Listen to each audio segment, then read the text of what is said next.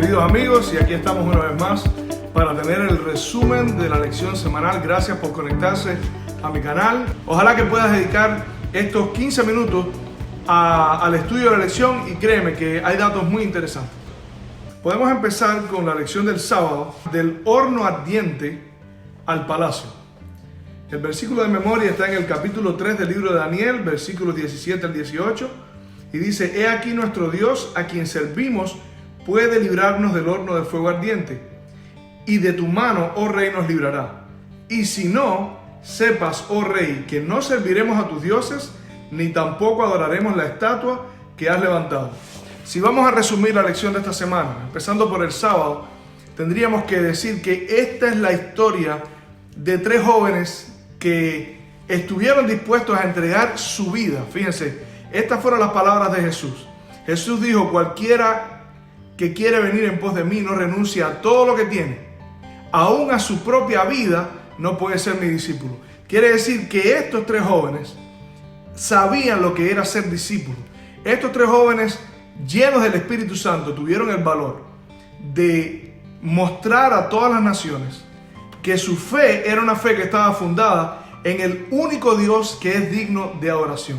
Aunque el mundo muchas veces vea algo extraño, que estés dispuesto a entregar tu vida, aunque el mundo considere que estas cosas son tal vez ridículas o de otra época, yo quiero decirte que muchas veces los hijos de Dios se van a encontrar en situaciones como esta, donde van a tener que tomar decisiones importantes. Muchas veces esas decisiones implican el riesgo de perder su vida. Y lo que sucedió con estos jóvenes en el capítulo 3 del libro de Daniel es algo que vamos a ver en esta lección, que se va a repetir una vez más en el tiempo del fin. La lección del domingo dice la imagen de oro, y es interesante porque aquí se muestra cómo el rey ha cambiado un poco la impresión que recibió cuando recibió la explicación de la profecía que Daniel le había dado aproximadamente hacía 20 años atrás. La noticia que le estaba dando Daniel no era una noticia que él quería escuchar. Sin embargo, las pruebas del poder de Dios, las pruebas de que esto era un evento sobrenatural, fue algo muy fuerte para el rey, y le dio honra y lo puso sobre todos los reyes de Babilonia. Sin embargo, había pasado ahora 20 años aproximadamente, y el rey se había dado cuenta que en lugar de que, como decía la profecía, su reino fuese a dar lugar a un reino inferior, sin embargo, ahora lo que había sucedido era que el rey era más poderoso, el rey tenía una influencia mucho más grande sobre sus súbditos, tenía una influencia más grande sobre los reinos de la tierra, y entonces aparentemente esta idea de la imagen que mostraba que su reino iba a pasar lo estaba mortificando en su cabeza hasta que no pudo soportar más y decidió crear un símbolo que aparentemente era una rebeldía contra Dios. Desafiaba al sueño anterior, porque el sueño decía que la estatua tenía diferentes metales y que Babilonia solamente tenía la cabeza de oro. O sea, el periodo que correspondía a Babilonia representaba solamente la cabeza de oro. Sin embargo, ahora el rey quiere levantar una estatua completamente de oro. Y nosotros podemos ver que Daniel había tenido la oportunidad de mostrarle al rey quién era Dios. Tuvo la oportunidad de examinar a estos jóvenes, y cuando los examinó los encontró 10 veces más inteligentes, más sabios, más capacitados, más preparados y de un carácter más firme y viril que los sabios que él había tenido, los astrólogos, los magos, que dicho sea de paso, fue a quienes el rey acudió en el momento en que tuvo su sueño, pero ellos no pudieron mostrarle su interpretación. En la lección del lunes, que se llama el llamado a adorar, podemos darnos cuenta de que todo el trasfondo, todo lo que está sucediendo por detrás es para definir a quién los hombres vamos a adorar. Y es lo que enseña la lección cuando dice: hoy somos bombardeados desde todos los lados por llamados a adoptar nuevos estilos de vida. Y yo quiero que tú sepas, el diablo es un enemigo que está vencido, pero ciertamente está muy activo en este mundo, engañando a diestra y a siniestra. ¿Y sabes cómo lo hace? A Él no le importa que tú estudies la Biblia. Si tú te descuidas y tus 5 sentidos le dan entrada a todas las cosas que Él está poniendo en diferentes lugares. Podemos ver en esta lección que el llamado es un llamado a adorar, un llamado a servir a Dios a través de la adoración y a evitar al mismo tiempo la adoración al enemigo a través de cualquier medio que Él se ingenie para que nosotros rindamos nuestra adoración a Él. En este caso era una estatua, era una imagen. Pero todo lo que aparte tu vista de Dios, puede ser tu trabajo, puede ser tu escuela, puede ser tu novio, puede ser tu esposa. Cualquier cosa que te haga apartar tu vista y tu corazón de Cristo se puede convertir para ti en un ídolo, y esto es uno de los engaños que el diablo va a utilizar en el tiempo del fin. Él no se va a aparecer y te va a decir: mira, yo soy el enemigo de Dios, aquí estoy, adórame. Sencillamente se va a presentar como se le presentó a Eva, a través de una serpiente, pero la situación que ocurrió con la serpiente llevó a Eva a tomar una decisión, y ese es el mayor problema.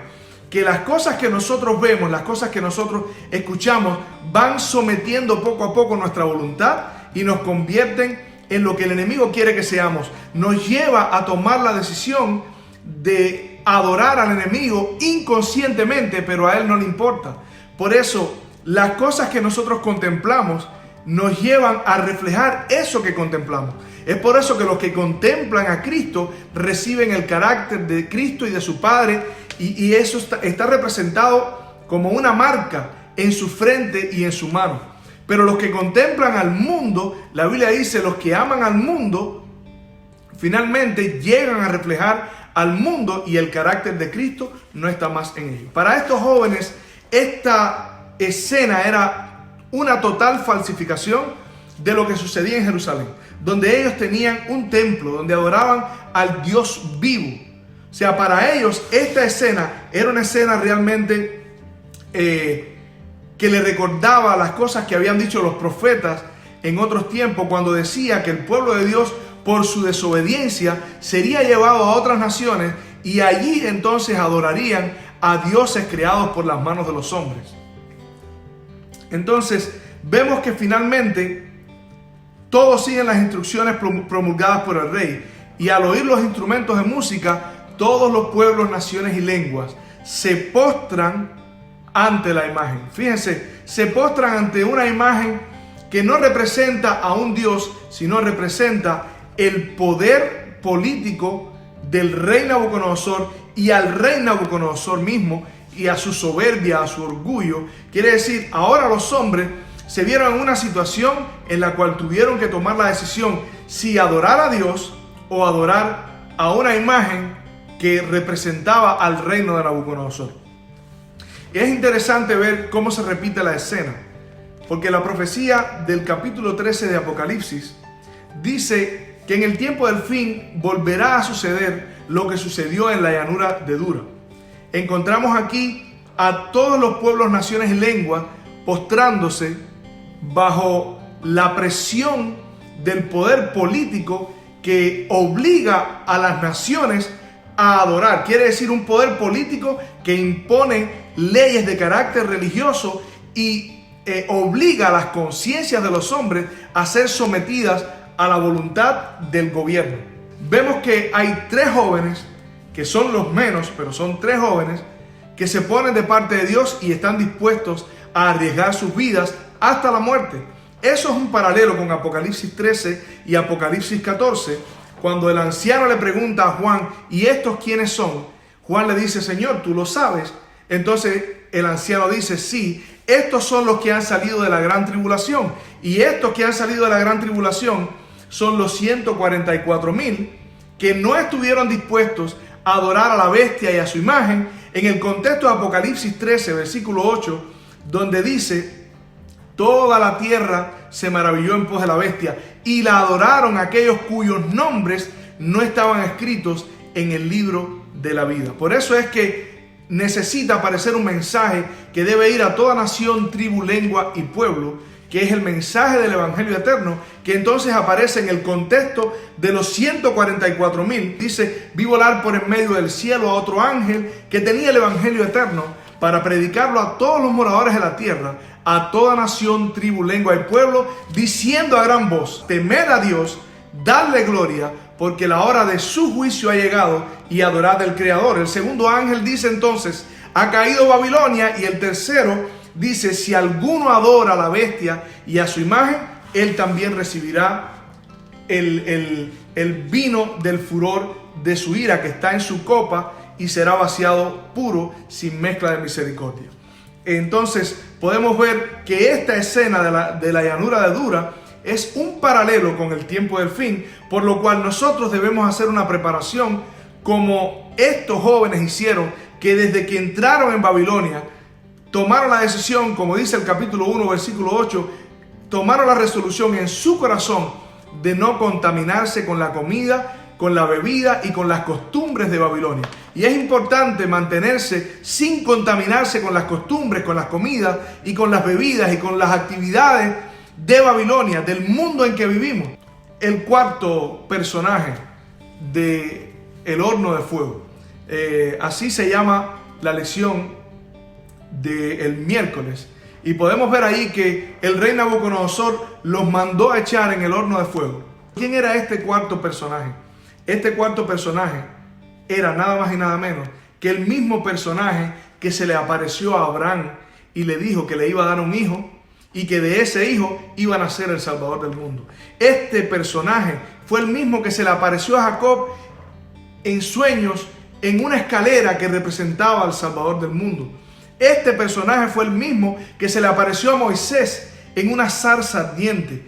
Este personaje fue el mismo que se le apareció a Josué con una espada desenvainada, dispuesto a luchar del lado de su pueblo. Y en este caso era lo que estaba sucediendo exactamente con estos tres jóvenes. Jesús apareció en ese momento para librarle del horno de fuego. Y es curioso porque la palabra decía varios años antes, a través del profeta Isaías, que cuando pases por las aguas no te anegarán, y cuando pases por la llama, por el fuego, no te quemarás, ni la llama arderá en ti. Y una vez más, Dios cumpliendo sus promesas. Esto tiene una enseñanza extraordinaria para nosotros en el tiempo del fin, que muestra que cuando lleguen estos tiempos difíciles de los que habla la profecía, Dios estará dispuesto a entrar en el horno de fuego con su pueblo. ¿Cómo Dios estuvo dispuesto a entrar en el horno de fuego y librar a estos jóvenes cuando no estuvo dispuesto a librar a Isaías de las manos de Manasés, que dice la historia que fue aserrado? Dios no intervino para librar a Zacarías, que dice que murió en el santuario, cerca del altar. Y la respuesta yo la puedo dividir en dos partes. Número uno, los designios de Dios. Hay un punto en que nosotros no podemos entrar a discernir los designios de Dios. Dios es soberano, y las personas que toman la decisión de vivir para Cristo no están dispuestos a vivir para Cristo en los momentos buenos, no están dispuestos a vivir para Cristo en los momentos cuando todo está bien. Están dispuestos a vivir para Cristo aun cuando Dios los pone en circunstancias difíciles, para a través de esas circunstancias mostrar al mundo el conocimiento del Dios verdadero. Por eso Dios es soberano no solamente en el mundo, sino Dios es soberano sobre aquellos que voluntariamente escogieron darle a Dios la soberanía de su vida. Y esta pregunta que nosotros nos hacemos no es una pregunta que ellos se hacían, porque cuando vamos al libro de Hebreos encontramos a Pablo, que Pablo dice que algunos fueron librados del fuego, destruyeron ejércitos, fueron librados de la espada, pero otros no quisieron ser liberados porque estuvieron, como dice Apocalipsis, dispuestos a entregar sus vidas hasta la muerte, menospreciaron sus vidas hasta la muerte. Pero sin embargo, encontramos al apóstol Pablo en el capítulo 8 del libro de Romanos, dándonos un panorama que, si lo leemos superficialmente, probablemente solamente veamos la promesa de que a los que aman a Dios todas las cosas les son para bien. Pero si lees ese capítulo, te darás cuenta que Pablo está hablando de las personas que entregaron una vez su vida por Cristo y en otro tiempo recibieron una mejor resurrección. Por eso es que él dice: a los que antes conoció, a estos justificó, predestinó, a estos también glorificó. Y no conocemos de nadie que haya sido glorificado excepto Enoc, Moisés y Elías. Pero sí sabemos que cuando Jesús murió, encontramos que las tumbas se partieron y hubieron santos que resucitaron con Cristo después de su resurrección, y estas personas fueron y dieron testimonio a los discípulos. Dice Pedro: no a todos, sino a los que él escogió, y entre ellos habían mártires de todas las edades. Y Pablo aquí en el capítulo 8, pensando en eso, ahora quiero que escuchen lo que dice ese versículo. Dice: por lo cual ni hambre, ni espada, ni desnudez nos podrá separar del amor de Dios. Dice: antes bien, en todas estas cosas somos más que vencedores por medio de aquel que nos amó. Dice: por lo tanto, ni la vida, ni la muerte, ni lo ancho, ni lo bajo, ni lo alto, ni lo profundo, ni ninguna otra cosa creada podrá separarnos del amor de Dios. Si Dios es por nosotros, ¿quién contra nosotros? Y entonces ahora vemos que Pablo dice, en ese contexto, sabemos que a los que aman a Dios, todas las cosas les son para bien. ¿Por qué Pablo dice sabemos?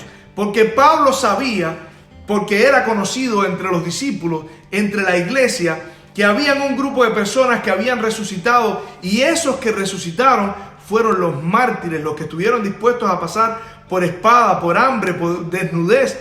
O sea, aquellas personas que no quisieron el rescate porque sabían que su recompensa iba a ser mucho mayor. Y miren qué privilegio, esas personas resucitaron con Cristo, y según encontramos en un estudio profundo de la Biblia, podemos decir que estos son los que son representados por los 24 ancianos que están en el Apocalipsis, porque dice que estos 24 ancianos no son ángeles, no son extraterrestres. Estos dice que fueron redimidos de entre los de la tierra.